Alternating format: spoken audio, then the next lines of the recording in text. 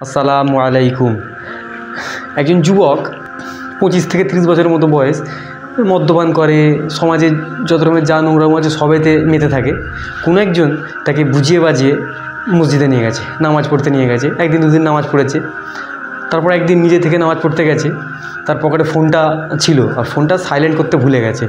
নতুন নামাজি অত জানে না, মসজিদে ঢুকে গেছে। ঠিক নামাজ চালু অবস্থায় তার ফোন এসছে, গান হচ্ছে। অত তো জানে না, অত কিছু জানে না, গান হচ্ছে, খুব উচ্চস্বরে গান হচ্ছে। নামাজটা হয়ে যাওয়ার পরে সালাম ফিরে যত নামাজি ছিল সকলে মিলে উল্টো পাল্টা কথা শুনিয়েছে। ম্যানার্স নেই, ভদ্রতা নেই, জ্ঞান নেই, মসজিদে কীভাবে থাকতে হয় আদব নেই, যা ইচ্ছা তাই, মানে যত রকমের বড় ছোটো কথা সব শুনিয়েছে তাকে। শোনার পরে খুব লজ্জা পেয়ে গেছে, খুব খারাপ লেগে গেছে। মসজিদ থেকে বেরিয়ে ভাবছে যে এত বড় অপরাধ করে ফেললাম, আমি তো ভুলে গেছি সুইচটা অফ করতে বা সাইলেন্ট করতে। আমাকে এত বড় বড় কথা বললো, আমাকে একটু বুঝিয়ে বলতে পারলো না। রাগেতে বললো আমি আগেই ঠিক ছিলাম, যেখানে যেতাম সেখানেই যাই। মদ খেতেও মদের দোকানে গেছে, খুব খারাপ লেগেছে, দুঃখ লেগেছে। মদের দোকানে গিয়ে একটা বার মতো বড় লোকদের মদের দোকানে গেছে, বসে আছে, টেবিলে গ্লাসে মদ্যপান করছে, গ্লাসটা রেখে দিয়েছে। একটা ওয়েটার এসে পাশে দাঁড়িয়েছে, দাঁড়াতে যে মদ খাচ্ছিল তার হাত লেগেই, মানে যুবকটার হাত লেগেই মদটা পড়ে গেছে। পড়ে যেতে ওয়েটার দেখে বলছে স্যার এক্সট্রিমলি সরি, ভুল হয়ে গেছে, মাফ করবেন, আমাকে মাফ করবেন। আর এই বারের যে রিসেপশান ছিল, রিসেপশান একটা অর্ধনগ্ন মেয়ে, নোংরা মেয়ে ব্যাপারটা দেখলো, দেখে সেও এসে বলছে স্যার এক্সট্রিমলি সরি, আমাদের ওয়েটারে ভুলে গেছে, আপনাকে আমরা এক্সট্রা একটা বড় বোতল নিয়ে এসে বলছি আপনাকে একটা এক্সট্রা ড্রিঙ্ক দিচ্ছি, এটার জন্য আপনাকে পেমেন্ট করতে হবে না, এটা আপনার জন্য ফ্রি, আমাদের তরফ থেকে আমরা ফ্রি, এটা পড়ে গেছে আমাদের দোষ। তখন ও মনে মনে ভাবছে এই গ্লাসটা তো আমার হাত লেগে পড়লো, ওরা সরি বলছে কেন? আর মসজিদে আমি সামান্য ভুল করলাম, আমাকে এত বড় ছোটো কথা শোনালো। আর এই মদের দোকানে আমি ভুল করিনি, আমাকে সরি বলছে, এখানে এত আদর। মদের বোতলটা দিয়ে মেয়েটা তার গালে একটা চুমুও দিল। সে খুব খুশি হয়ে গেল যে তাহলে এইখানে বেশি মজা, এইখানে বেশি আরাম, আমি এখানেই থাকবো, আর কোনোদিন মসজিদে যাবো না। আমি কথাটা বলার, এই গল্পটা বলার আমার একটাই উদ্দেশ্য, মসজিদে ঠিক বাচ্চাদের সাথে এই ব্যবহারটা হয় দেখবেন ম্যাক্সিমাম মসজিদে, সব মসজিদে না, ম্যাক্সিমাম মসজিদে হয়। বাচ্চারা একটু দুষ্টুমি করলে, একটু লাফালাফি, একটু হাসাহাসি করলে, কিছু লোক আছে, সব লোক না, কিছু লোক আছে বুড়ো বয়সে নামাজ ধরে এত বাচ্চাদের এরকম দেখতে পারে না, খুব বড়ো ছোটো কথা শোনায়, তাদের জ্ঞান নেই। হাফ প্যান্ট পরে মসজিদে এসেছিস, হাফ প্যান্ট পরে নামাজ হবে না, সে কী করবে, ঘরে গিয়ে বলে আমাকে পাঞ্জাবি বার করে দাও, পাঞ্জাবি আমার করে দাও। ওইটুকু বাচ্চা ছেলে, তাকে যদি ঘরের লোক রোজ, তার ঘর তো সেরকম তারা নামাজি ফ্যামিলি না, সে কোত্থেকে তোকে, তারও মার বিরক্ত লেগে যাবে যে তোকে রোজ রোজ পাঞ্জাবি পায়জামা বার করে দেবো, যা তোকে নামাজ পড়তে হবে না। নামাজটা তার গেল।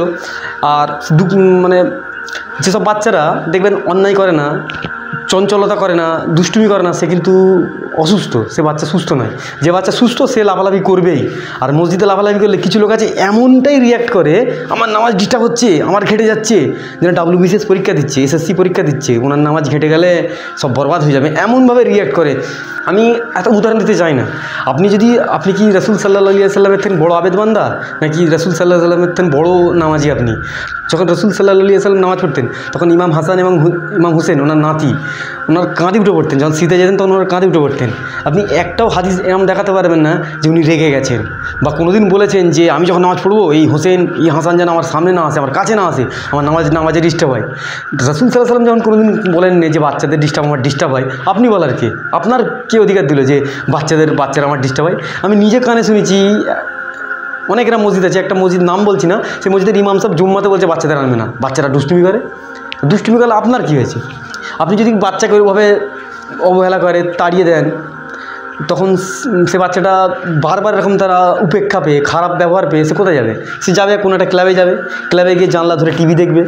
টিভি দেখতে দেখতে তখন ক্লাবের ভেতরে কারা থাকে? ম্যাক্সিমাম মদখোর, চুল্লুখোর, জুয়ারি, বিভিন্ন রকম এই ধরনের লোক বেশি থাকে। সবাই না, বেশিরভাগ লোক এরকম থাকে। তারা দেখছে জানলা দিয়ে একটা বাচ্চা ছেলে টিভি দেখছে, তাকে ডাকবে আয় ভেতরে এসে দেখ। দেখতে দেখতে যখন তার গুটখা খাওয়ার মন যাবে, তাকে পয়সা দেবে, যা গুটখা নিয়ে আয়, নাহলে দেখতে দেবো না, যা গুটখা নিয়ে আয়, সিগারেট নিয়ে আয়, বিভিন্ন রকমের নেশার দ্রব্য আনতে দেবে। আনতে আনতে সে শিখবে, সে শিখে খাবে, সে ক্লাবটাই মজা পেয়ে যাবে। আর যখন ও বড় হয়ে অপরাধী হবে, নোংরা হবে, ক্যারেক্টারলেস হবে, তখন কিন্তু ওর ওই ক্লাবে যাওয়ার জন্য, আর ও যখন জাহান্নামে যাবে, ওর জাহান্নামে যাওয়ার জন্য কিন্তু দায়ী আপনি। আর ও একা যাবে না, সঙ্গে আপনাকে নিয়ে যাবে। আপনি তো বুড়ো বয়সে নামাজ ধরেছেন, আর ও তো নামাজি পিওর নামাজি হতো, ছোটোবেলা থেকে দুষ্টুমি করে করে করে করে ও একটা সবথেকে বড় নামাজি, আপনার থেকে অনেক বড় নামাজি হতো। আপনি যে তাড়িয়েছেন, আপনি তো দুদিন পরে মারা যাবেন, আপনি তো বুড়ো বয়সে সারা জীবন নোংরাম করে সবাইয়ের লাঠি ঝাঁটা খেয়ে মসজিদে গেছেন মজবুরিতে। ও কিন্তু নিজের ইচ্ছায় এসেছিল, মসজিদকে ভালোবেসে এসেছিলো, আপনি ওকে তাড়িয়ে দিচ্ছেন। এর জন্য কিন্তু ওকে অপরাধী করা, ওকে জাহান্নামি করার জন্য আপনি কিন্তু দায়ী হবেন।